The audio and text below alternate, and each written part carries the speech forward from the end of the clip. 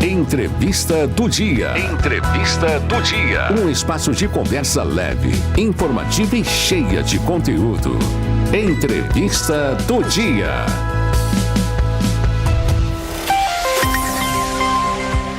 E a partir de hoje, nas próximas segunda-feiras também, nós iniciaremos uma sequência de entrevistas com os presidentes de partidos políticos que têm representação na Câmara de Vereadores de Francisco Beltrão. Então, todos os vereadores, todos os partidos que estão representados por vereadores terão a oportunidade de conversar conosco aqui nos microfones da Rádio Onda Sul, nas segundas-feiras, às 17h30, dentro da nossa entrevista do dia. E abrindo os trabalhos, hoje eu recebo Emanuel Venzo, que é vereador e presidente do PL. Vereador, quero primeiramente cumprimentá-lo, agradecer a disponibilidade de estar conosco para um bate-papo sobre política. Seja bem-vindo. Olá, Deise. Olá, amigos da Rádio Onda Sul. É um prazer estar falando com vocês. Muito obrigado pelo convite. Me sinto lisonjeado em poder estar representando o PL, o nosso partido 22, como o nosso presidente sempre chama. E estamos aí para falar sobre política nacional, política municipal, estadual. Estamos aí, pode ficar à vontade, Deise. Não tenha medo de fazer pergunta, que nós não temos medo de responder. Opa, então tá. Então vou fazendo. Você está presidente do PL desde quando, Emanuel? Eu assumi a presidência do PL recentemente, faz uns 60 dias. Né? O nosso partido ele tinha um outro presidente, uma presidente, na verdade, e ela se licenciou do cargo. E eu fiquei como presidente devido também à minha votação, né? Por ser o parlamentar mais votado do partido. Eu tive a honra de ficar com essa presidência para a gente trabalhar o partido visando as eleições do ano que vem. Nós sabemos que o ano que vem vai ser uma eleição muito acirrada, tendo em vista o cenário político atual, e nós temos que fazer base. O PL está focado em fazer base, em fazer um trabalho de base, trabalhar a parte cultural, a questão de gestão. E o PL ele tem essa preocupação em trazer os jovens para o partido, renovar o partido, porque a gente sabe que a política ela é cíclica, né? Então nós temos que trabalhar para que mais pessoas venham para o PL, venham participar junto da política, pessoas que têm o mesmo viés ideológico que o nosso, que é a direita, o conservadorismo, defesa da família, defesa da vida, contra o aborto, contra a liberação de drogas, são as bandeiras do PL e a gente está fazendo esse trabalho. Começamos agora, recentemente, logo, Deise, teremos um evento aqui em Francisco Beltrão, inclusive você já comentei contigo, vai vir a nossa deputada Ana Carolina Campagnolo, a deputada mais votada de Santa Catarina, né, a deputada estadual. Ela vai vir fazer uma palestra em nossa cidade e ela vai vir aqui na Onda Sul também fazer uma entrevista contigo, falar sobre o trabalho dela. E é esse trabalho que a gente está fazendo, né, um trabalho de base, porque nós entendemos que é onde que começa uma casa, nas estruturas, nos pilares. Sim. Então o PL se preocupa muito nisso. E qual que é o teu histórico com a política, desde sempre no PL? Porque você disse que assumiu a presidência do partido em Francisco Beltrão há 60 dias. Mas qual é a tua história com a política? Assim, Deise, eu nunca me fui filiado em partido algum. Eu ingressei na política em 2020. Na época eu saí candidato aqui em Francisco Beltrão a vereador pelo PRTB. Foi o primeiro partido ao qual eu fui filiado, PRTB. Que era o 28, né? E daí depois, naquele ano, eu não consegui me eleger. Eu fiz a sexta votação, né? A sexta maior votação entre os vereadores, porém o partido não fez a legenda necessária. Enfim, continuei trabalhando na política. Depois disso, eu vim me filiar no partido, né? Eu fiquei no PRTB até o ano passado. O ano passado eu me filiei no PL lá no início do ano, porque nós tínhamos aquela janela eleitoral ao qual a gente poderia se filiar. Eu me filiei no PL a pedido do meu amigo e futuro senador do Paraná, Felipe Barros, né? O Felipe me ligou e falou: Venzo, venha para o partido tem essa ânsia que você busca na política, o partido está renovando, ele quer gente nova. Então, atendido e pronto, tendo em vista também que foi o partido do nosso presidente Bolsonaro, ao qual ele concorreu em 2022 às eleições, e é o partido que é onde tem a maior bancada de direita conservadora, junto assim também com o Partido Novo. Esses são os dois partidos mais à direita que nós temos hoje no Brasil. Então, eu fiquei até balançado entre ir para o Partido Novo e o PL, e acabei escolhendo pelo PL. Tive a segunda maior votação aqui do município, com 1.990 votos, né? E sou muito grato aos meus eleitores, quero mandar um abração para cada um deles, falar que eu estou tentando fazer o meu melhor na Câmara de Vereadores e lutando pelas nossas pautas. É isso que a gente precisa, né? De pessoas que sejam aguerridas em suas pautas. E esse partido, então, é onde você encontrou as ideologias que mais combinam com aquilo que você acredita. Isso e mesmo. Não dá pra gente não pontuar os assuntos que mais têm ganhado repercussão e holofotes nos últimos dias, que é os 2 projetos que estão em andamento, o projeto da anistia e a PEC da blindagem. Eu queria que você deixasse a sua opinião, se você é a favor ou é contra ao projeto da anistia, Emanuel. O projeto da anistia é um projeto para pacificar nossa cidade, não, nosso país, né? A gente sabe o que aconteceu no 8 de janeiro, foi uma questão que aonde pessoas que escreveram perdeu o mané num batom, de batom, numa estátua, essa pessoa pegando 17 anos de prisão, e nós não temos hoje na justiça brasileira uma isometria das penas. Um exemplo que eu vou te dar, Deise, nós tivemos agora há poucos dias, semana passada, um homem deu 10 facadas, desferiu 10 facadas na sua companheira, matou, foi um feminicídio, e pegou 19 anos de cadeia. Então nós temos uma mulher que foi lá e escreveu perdeu o mané numa estátua e pegou 14 anos de cadeia. Um senhorzinho que estava vendendo algodão, vendendo camiseta, pegou 17 anos de cadeia. Isso não dá pra gente compactuar com isso.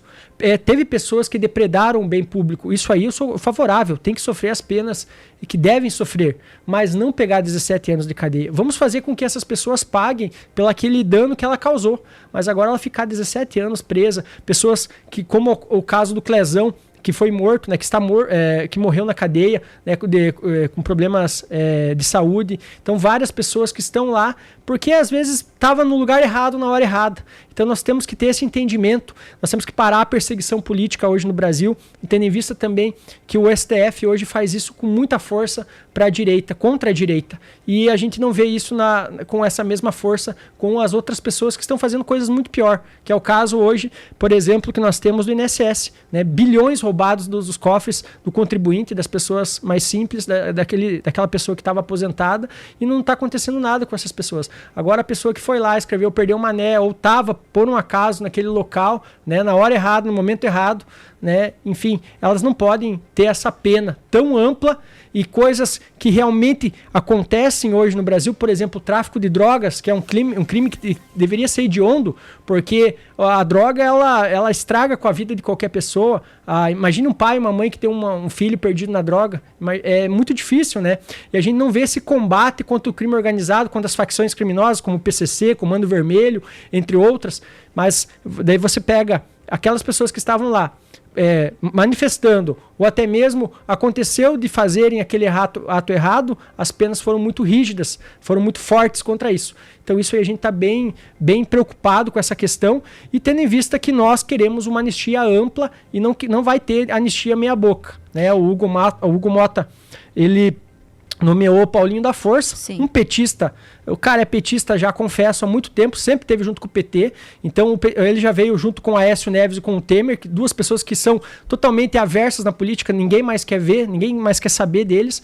Trouxeram essas pessoas de volta para a política, né, para tentar costurar uma anistia meia boca, e nós não podemos aceitar isso. A anistia tem que ser ampla, tem que ser para todo mundo, essas pessoas têm que ser inocentadas para que volte à normalidade e a gente pacifique o Brasil. Afinal, a mesma anistia ocorreu lá em 1979, na época do regime militar, ao qual o presidente Figueiredo anistiou aquelas pessoas, Deise, que faziam terrorismo. Então foram anistiadas, foram perdoadas. Agora nós não podemos perdoar pessoas que perdeu o mané numa estátua, ou a pessoa que foi lá e sentou na cadeira do Xandão, está com 17 anos de cadeia. Então nós temos que ter essa equidade nas penas. Se a lei tem que ser para um, tem que ser para todos. Então eu acredito que a gente precisa, nesse momento, trabalhar. Na tua fala eu percebo que você é a favor da anistia, mas ao mesmo tempo você fala que deve haver uma penalização das pessoas. Lógico, aqueles que quebraram o bem público devem ser penalizados. Como em 2017 o MST foi lá e depredou todo o Congresso Nacional na época do impeachment da Dilma, logo que ocorreu o impeachment da Dilma, pedindo a saída do Temer, chamando o Temer de golpista, tendo em vista hoje que o MDB faz parte do PT. Hoje o MDB é uma das bases do PT. Então na época ele era golpista, agora ele está junto com os mesmos. Então naquela época deles ninguém foi preso. Os caras foram lá e meteram fogo, tá lá, tá na internet, é só pesquisar. MST invade Brasília em 2017 e ninguém foi preso. Tá certo, eu acredito que aquelas pessoas que depredaram, fizeram coisa errada, realmente precisam pagar por seu erro. Agora, nós não podemos desde colocar uma cabeleireira como é a Débora, 14 anos de prisão, porque ela escreveu perdeu o mané numa estátua. Desde eles desfizeram o golpe lavando a estátua com uma lava-jato lá. Então, assim, não tem como a gente aceitar esse tipo de coisa. Isso não dá pra gente tornar normal isso, Deise. Porque hoje eles estão perseguindo os conservadores à direita. Daqui a pouco pode ser que o jogo mude. Então, se nós realmente vivemos numa democracia, o próximo passo da democracia é tirania. E o que está acontecendo hoje no Brasil é se tornar uma tirania por parte do STF.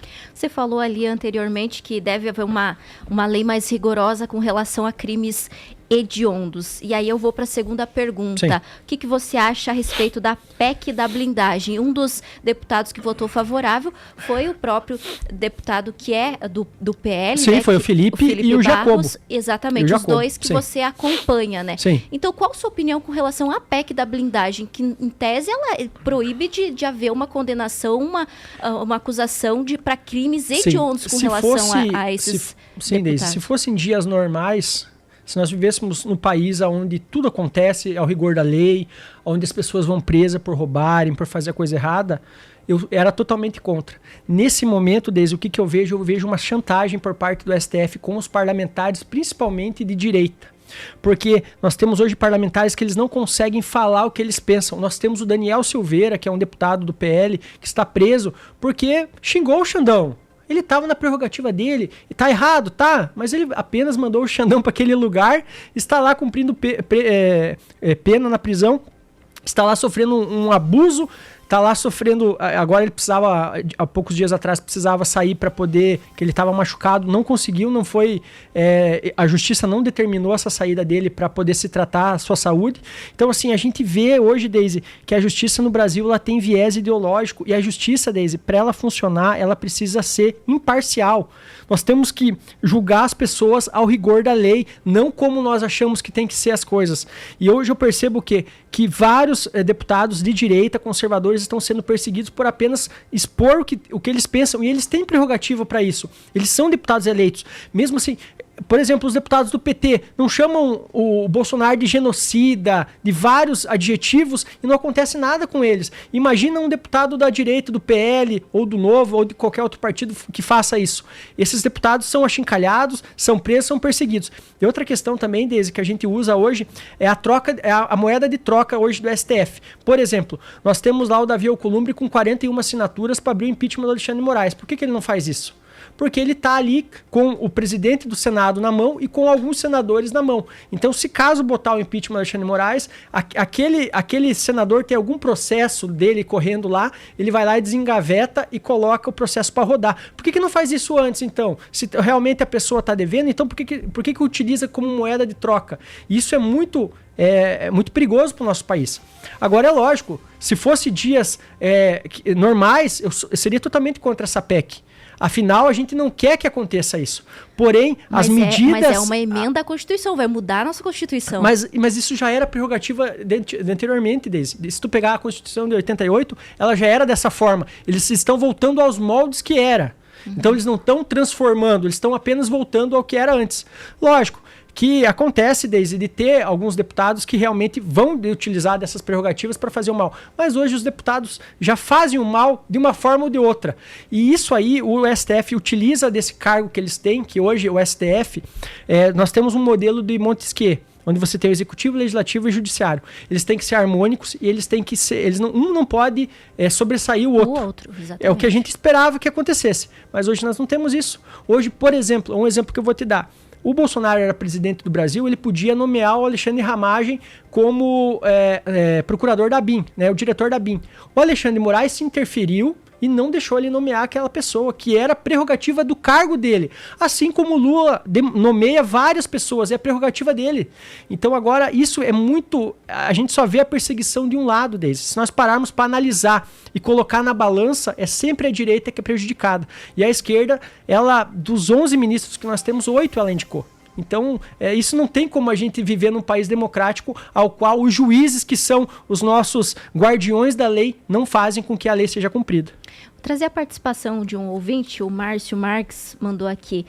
Boa tarde, Deise. Pergunta para o vereador se ele é a favor da blindagem para a política. Acabei de perguntar isso para ti. Sim. Se for a favor, o porquê, você também já justificou, Sim. né? Qual o motivo de blindar, se estão a trabalho para melhorias e defender o interesse do povo e não de políticos. Sim. Vandalismo e terrorismo é crime e precisa ser julgado e por isso foram condenados. Aí ele mandou um áudio e pediu para eu veicular aqui, vamos ouvir. PEC da blindagem, projeto anistia para político corrupto. Os mesmos que o defendem porque tem interesse nisso. Falando do roubo do INSS, lembram do careca do INSS que andava grudado na garupa do Bolsonaro em motocicleta? Tudo da mesma corja. Então, que me perdoe quem é a favor da blindagem, quem é a favor da anistia, para mim é tudo farinha do mesmo saco.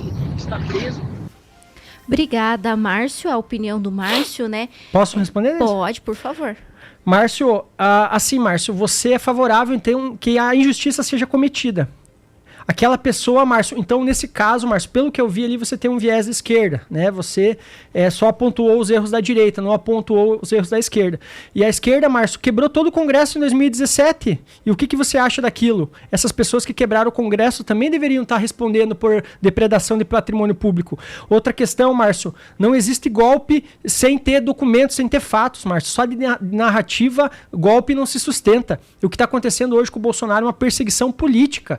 Tanto é que o voto mais elaborado e o voto mais certeiro foi do Fux, um voto de 14 horas, ao qual que eu duvido que você assistiu e acompanhou, ao qual ele fala que não encontraram elementos necessários de fato para condenar o Bolsonaro. Tanto é que ele divergiu dos outros ministros do STF. Outra questão, Márcio, quem que indicou o Alexandre de Moraes? Foi Michel Temer, através do Alckmin, que hoje é vice do Lula. Quem que indicou o Zanin? Foi o Lula. O Zanin era advogado do Lula. Outra questão, quem que indicou o Flávio Dino? Foi o Lula. O Flávio Dino é do Partido Comunista do Brasil, foi ministro do Lula. E a Carmen Lúcia, quem que indicou? Também foi o PT. Então todos esses caras aí que estão aí hoje comandando o Brasil são indicações do PT e você não percebe que quem está sendo perseguido nessa questão é a direita? Se você não percebe isso, meu amigo, infelizmente você está com uma venda nos olhos e você não está percebendo o que está acontecendo de verdade no Brasil. E Emanuel Venzo, o nosso tempo é meio curto e eu gostaria ainda de, diante até dessas situações polêmicas que se levantaram e dessa divisão, né, que fica muito clara entre direita e esquerda, mais do que nunca, de uma maneira bem acirrada. Mas eu gostaria que você comentasse pra gente também um pouquinho diante desse cenário. Qual é a expectativa do PL com relação ao que você já vem conversando com os deputados, senadores, todos os representantes do teu partido? Qual a expectativa para as eleições do ano que vem? Deise, só para complementar, só para dar pegar a deixa que você me deu, até 2018 nós vivíamos um teatro das tesouras, ao qual você tinha PSDB, que representava uma falsa direita, mas era um partido social-democrático de esquerda, uma esquerda mais limpa, que a gente tinha mais tomado a banho. E você tinha o PT, que é uma esquerda mais radical. Então nós tínhamos essas duas possibilidades de voto. 2018, você tira essa venda dos olhos do povo através da internet, através das redes sociais, ao qual a Onda Sul, né, tem um grande acompanhamento da população. Isso foi muito importante para o Brasil. As pessoas começaram a analisar e começaram a ver que estavam sendo enganadas por um sistema ao qual aquele mesmo sistema quer retornar agora ao poder. Você não vê, por exemplo, o Aécio Neves, né, o cara que cheirava cocaína, que tinha ligações muito com o narcotráfico e com vários órgãos que não são assim tão democráticos, retornando agora para o cenário. Você vê o Michel Temer, que sempre foi um cara que trabalhou por trás das cortinas, que não recebe um voto de ninguém há muito tempo, né? Foi vice da Dilma, lá no começo, e depois teve o impeachment da Dilma, ele ficou no lugar dela. Então você vê esses caras ressurgindo do nada agora, né, como os salvadores da pátria, querendo falar em pacificação, querendo falar que o Brasil precisa do Centrão. O Centrão sempre esteve aí, comandando o sistema. Desde lá de trás até hoje. O Centrão sempre teve dando as cartas. E a direita veio com uma nova proposta, com uma proposta de defesa da família, dos valores, né? Uma proposta de melhorar a máquina pública, de melhorar a administração pública, utilizar do recurso que é do povo, para retornar para o povo. O Paulo Guedes falava, menos Brasília e mais Brasil. É o que a gente precisa para melhorar o nosso país. Nós precisamos diminuir a máquina pública, e foi o que a gente fez na época da campanha do Bolsonaro, na época que o presidente Bolsonaro foi presidente. Então, por isso que hoje o nosso plano A, B, C se chama Jair Messias Bolsonaro. Interessante que as pessoas querem querem enterrar o Bolsonaro antes dele morrer. Isso é muito perigoso, porque lá atrás quiseram fazer a mesma coisa com o Lula e o Lula virou presidente do Brasil novamente. Pois é, então, mas e se confirmar, digamos que ele não possa concorrer, qual é o plano B que o partido tem? Nós não temos hoje. Hoje eu sempre gosto de olhar o cenário agora. Não gosto de olhar o cenário lá na frente. Porque na política muda muito, né? É que nem virou tempo. Ontem, de meio-dia, de manhã temporal, choveu, daí abriu um sol. Enfim, a política é a mesma coisa. Então o que a gente espera? O que eu vou falar sobre a política do PL no Paraná, por exemplo? No Paraná, o nosso candidato a presidente é o Bolsonaro, até que ocorra tudo que for ocorrer lá. O ano que vem a gente vai ver o que vai fazer. O nosso candidato é o Bolsonaro, não tem outro. No Paraná, o PL está junto com o Ratinho Júnior, está junto com esse governo ao qual a gente entende que o nosso estado está indo muito bem, né? E tendo em vista também que o candidato do Ratinho, nós temos hoje várias opções. Nós temos o Paulo Martins, muito bem, pelo Partido Novo, que é um cara de direita, um cara conservador. Nós temos o Alexandre Cury, que representa muito bem também a parte ali do Ratinho, do PSD. Nós temos essa possibilidade de continuar um governo que está indo muito bem. Para Senado, hoje o nosso candidato é o Felipe Barros, né, nosso deputado lá de Londrina, ao qual vem fazendo um trabalho brilhante. É o presidente da Comissão Internacional, vem fazendo um trabalho à frente dessa comissão muito bem feito. É um cara que tem as pessoas gostam muito, é um cara honesto, trabalhador, de família, um pai de família, e traz os valores que a gente precisa para o Senado. A gente precisa de um senador que trabalhe e lute pelos conservadores, tendo em vista que o nosso estado é, na sua grande maioria, conservador. Nós temos os vários deputados federais, né? O deputado Jacobo é um deputado que já mandou recursos para Francisco Beltrão, agora acabou de vir 3 milhões, já está no caixa da Prefeitura de Francisco Beltrão para poder utilizar no Hospital Intermunicipal, que nós precisamos muito, e está para vir mais recursos, mas eu gosto de falar do recurso depois que ele veio, chega, né? Realmente, depois que ele chega e está no caixa da prefeitura, a gente gosta de então cantar. Então tá tendo a atuação do PL em Beltrão. Exatamente. E hoje, representando o partido, na Câmara tem você e o Bruno Savarro. Eu e o Bruno, daí nós temos eu e o Bruno Savarro hoje, representando o PL. O Bruno tem um perfil mais executivo, né? O sonho dele é alçar voos mais para frente como vice-prefeito, como prefeito. Nós temos que trabalhar isso, nós temos que ter paciência. O Bruno é novo, eu sou novo, então nós não podemos ser afobados para querer ser candidato de qualquer jeito. Eu estou à disposição para disputar como deputado estadual, né, se o partido assim definir. Estou aqui para ajudar o partido, como eu falei para o nosso presidente Jacobo, para o Felipe, enfim, para todas as pessoas do PL. Eu estou aqui para ajudar o PL da melhor maneira possível. Nós sabemos desde que hoje não dá para fazer política sem partido, não tem como, né? É uma questão que lá atrás eu queria muito que acontecesse de nós não precisarmos ter um partido para ser candidato. Por exemplo, eu em 2020 eu fiz 1.173 votos, né, um partidinho pequenininho, nós tínhamos 4 pessoas apenas na chapa e nós não conseguimos fazer o coeficiente eleitoral. Então, a gente ficou à mercê do sistema eleitoral, né? Então agora, esse ano, através do PL, nós conseguimos montar uma estrutura. O nosso partido foi o partido que teve mais representação, teve força, teve recurso. Então a gente precisa que as mulheres também venham participar da política. Temos o PL Mulher também, com a sua presidente, a Sandra, com a Tati, né? A Tati, esposa do Eliseu Capoeira, que também nos ajuda no PL Mulher. Logo, logo nós vamos ter um evento com a Ana Carolina Campanholo aqui em Francisco Beltrão também, para alavancar a direita, o conservadorismo, alavancar os nossos valores cristãos conservadores que nós queremos repassar para o nosso povo beltronense. Então a gente está trabalhando de alguma forma. Na Câmara de Vereadores, eu, por exemplo, sou o vereador que menos pegou diárias, né? Então a gente tenta também trabalhar na questão econômica do município, não gastar o dinheiro público à toa. Nós temos que ter esse respeito com o dinheiro do contribuinte. Eu fico muito feliz nisso aí. Eu gostaria de pontuar para a gente arrematar aqui, que depois eu preciso chamar a oração. Para a gente arrematar, eu percebo uma mudança no seu comportamento junto à Câmara de Vereadores também, Emanuel Venzo. Por isso eu queria fazer a pergunta do que você acha a respeito do extremismo. Porque teve até recentemente como eu disse, eu percebo uma mudança no seu comportamento na Câmara, mas recentemente teve um projeto de lei de autoria da vereadora Mara Fornazari Urbano, PT, e você foi contrário, você foi enfático de que não votaria nesse projeto, tão somente por ele ser do PT. Mas Foi do Marcos. Do Marcos, exato. Do Marcos e da Mara.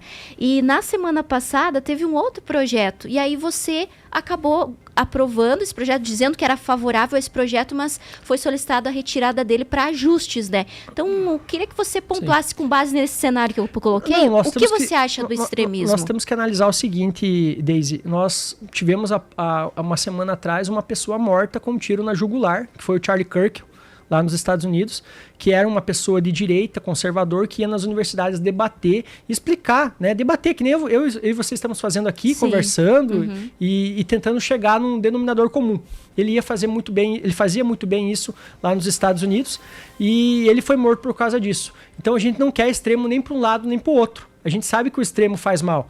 E nós precisamos entender, então, o seguinte: coisas que são boas para o município, a gente tem que ser favorável. A gente tem que estar trabalhando em prol da nossa sociedade beltronense, né? O povo ao qual nos elegeu. Lógico, no projeto da Mara, ao qual eu pedi a retirada para fazer uma adequação, e hoje ela pediu a retirada do projeto por mais 15 dias. Então, assim, a gente percebe que alguns pontos do projeto ali iam de encontro àquilo que nós podemos fazer como vereadores. Então, nós não podemos interferir em algumas questões do executivo. E nesse projeto dela tinha uma questão que a gente iria interferir. Então, ela entendeu numa boa, inclusive foi ela que veio falar: eu vou pedir a retirada do projeto, porque realmente você está certo. Esses pontos aqui nós precisamos adequar, e ela vai adequar o projeto. Adequando o projeto, e for interessante para o município, eu sou favorável, a gente é parceiro nisso. A questão do Marcos, que foi um projeto do selo, né, que foram para agricultura familiar, é um projeto que eu acho que não é tão interessante você... assim, Daisy, se meter com o livre mercado. Eu acredito que o livre mercado é importante para que as pessoas possam debater o valor que você quer trabalhar no teu produto, a forma como você quer trabalhar o teu produto. A partir do momento que você quer colocar o Estado em tudo que você faz, por exemplo, se o cara quiser ter um benefício a mais, ele precisa ir lá na prefeitura, e fazer um selo. Enfim, eu não sei se é tão interessante, mas é uma questão pessoal minha. Os outros vereadores discordaram, acharam que era importante, e eu achei que não era tão importante assim, e votei contra.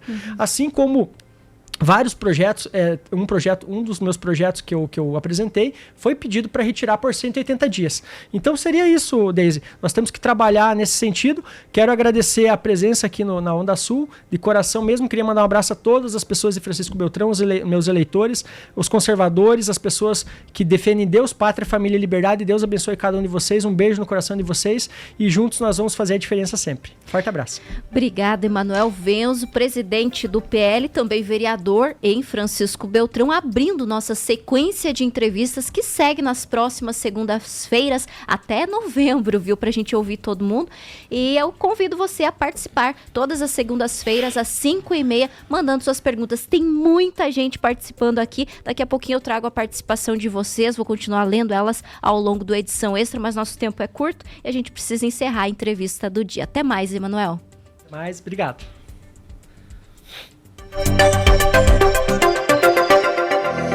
Você acabou de ouvir a Entrevista do Dia. Entrevista do Dia. Se você perdeu ou quer ouvir de novo, acesse nossas redes sociais.